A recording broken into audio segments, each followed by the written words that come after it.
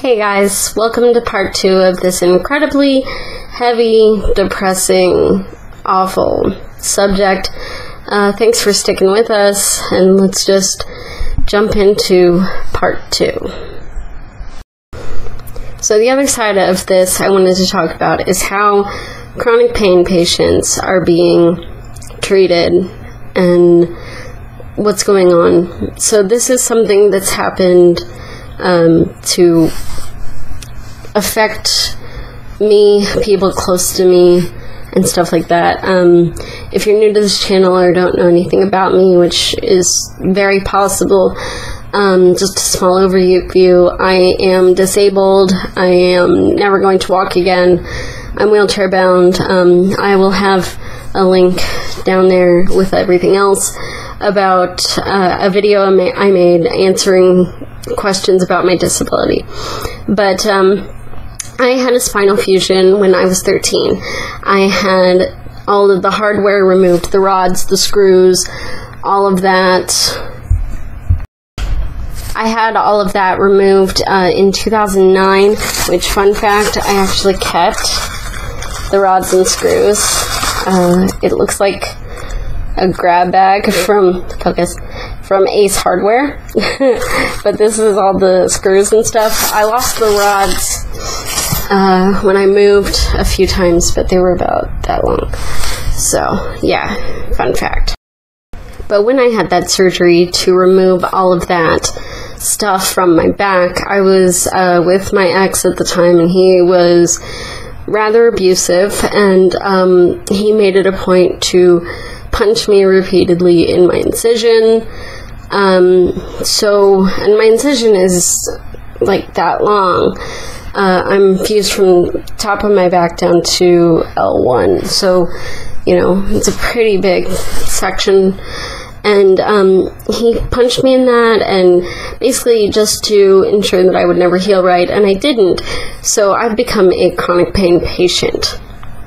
Now, what that means is I work with my doctor very closely, and he has for years been prescribing me medication for my chronic pain. And he, you know, very careful with it. I see him frequently so he can, you know, keep up on me, make sure I'm not, you know, doing anything stupid. I can only fill my prescriptions at one set pharmacy, and it is monitored, you know, all of this stuff. But I get that 120 that I was talking about. And I get that once a month, sometimes less than that. You know, it just depends on when I can get in. But recently, I got a letter from my doctor saying that he could not prescribe opioids to me anymore. And, you know, of course, I freaked out, because it's like, I live in constant pain. And what a lot of people don't get is, like, when you live in pain, you lose the ability to enjoy so many things in your life because you're in pain all the time. Like, a few nights ago, I went to pick up my 5-month-old son, and my back seized, and it was painful, and I had to set him back down. I couldn't pick him up. And it's things like that. And when you have chronic pain like that, and you take those opioids, you don't get high. Like, you feel good, but it's more of a happiness that, oh my god, I'm not in pain for once. So I went to my doctor and asked him what the hell is going on. You know, I figured it was the state clamping down on him, and I was right.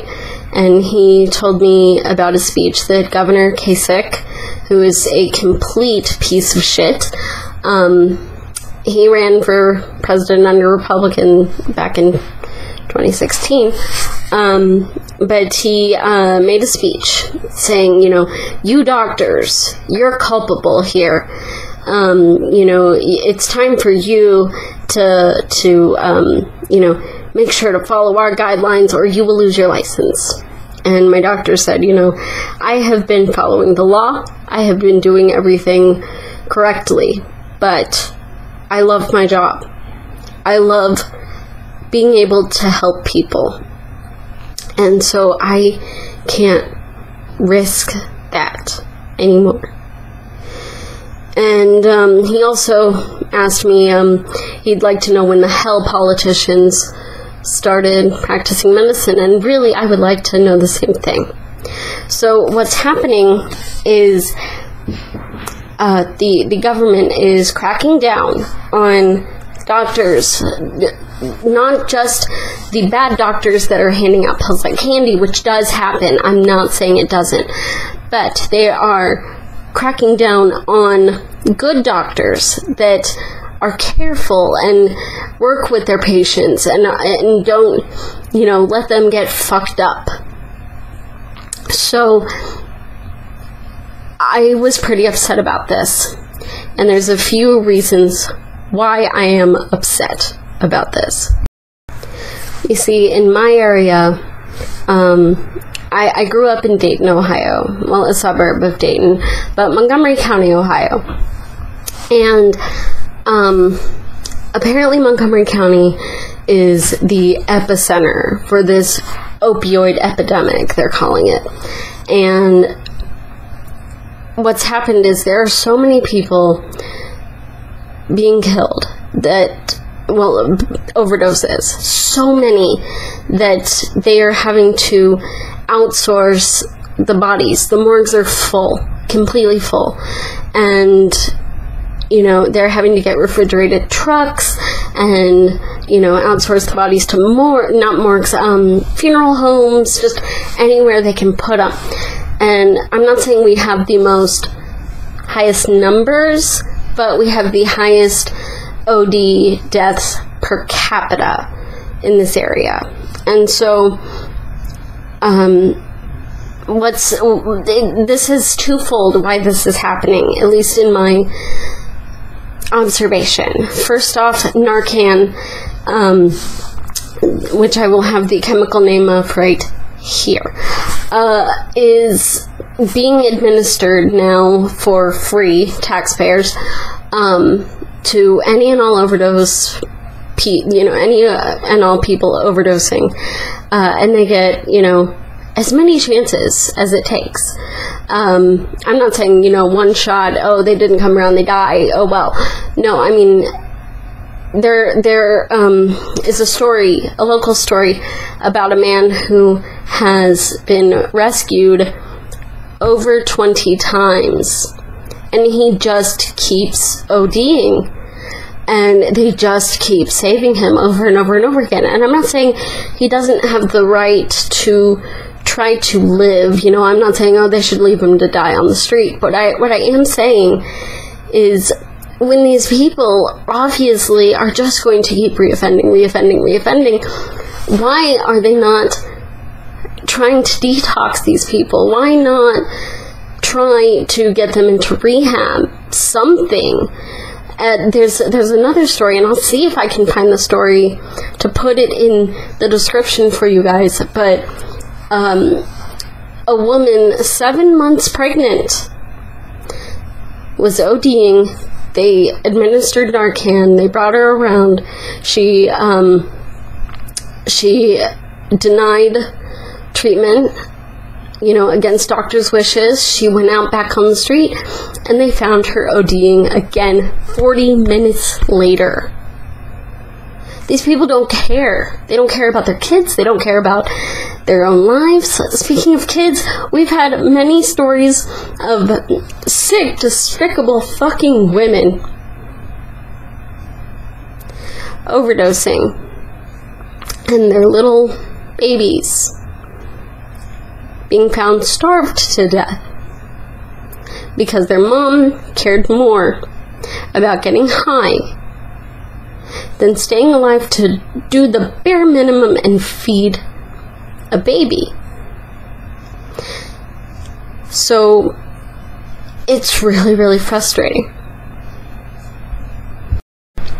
And so these politicians think that they are helping by forcing doctors.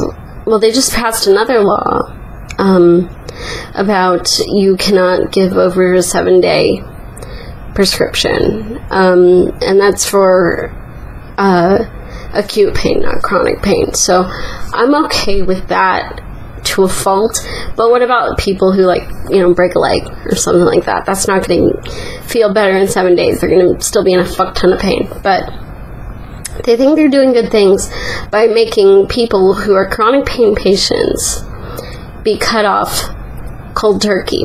And I have a story about that. It's anecdotal, but hear me out. Sorry about the rain, by the way. It's raining really hard and thundering. Sorry. But a friend of mine, she knew this guy that was, one of her very best friends, introduced her to her partner. They've been together for years and years and years. They went to school together. They were little kids together. And I asked her what she was doing this coming week, when we were talking. And she told me that she had to get ready for a funeral. And what she told me was this guy that she knew, great friend, had been a chronic pain sufferer and was cut off cold turkey by his doctor. And so he ended up in tons and tons of pain and withdrawal. And withdrawal is not fun. I know what that feels like.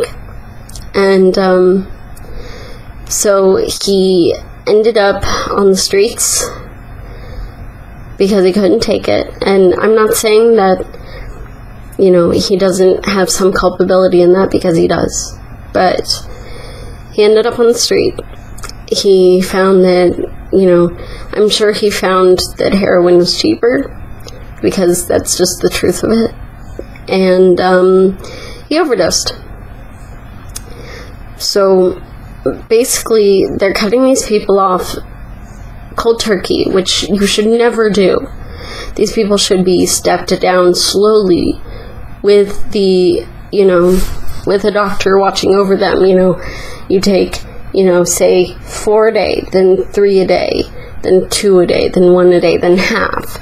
So the withdrawal is not as bad. But they didn't do this. They're not doing this with these people. So all they're doing, instead of helping the situation, is just driving more people to desperation and to the street, and creating more bodies to fill these morgues. And it's just a fucked up situation. So we've gotten to the point where addicts on the streets doing street drugs, in public, crashing cars, being treated with Narcan 20 plus times. We can't be upset at them. They're addicts. It's not their fault. But they'll, arrest someone for public drunkenness or the smallest bit of weed. But people who are in so much pain they can't enjoy any part of their life are being treated like the criminals. So I think that is supremely fucked up. And so I wanted to talk about it. Okay. Thanks for sticking with it, you guys. If you like what I do, please consider supporting the channel through Patreon or PayPal or Amazon, whatever. All the links are down in the description. And yeah, it's a heavy subject, and like the last one, I know this one will also not be monetizable. It won't happen. It just won't. It's, oh well. Can't talk about real things on YouTube anymore. That's okay. And if you're watching this on VidMe, guys, hi. Thanks for watching on VidMe. Alright guys, I'm done. I gotta be done with this. It's too much. Alright.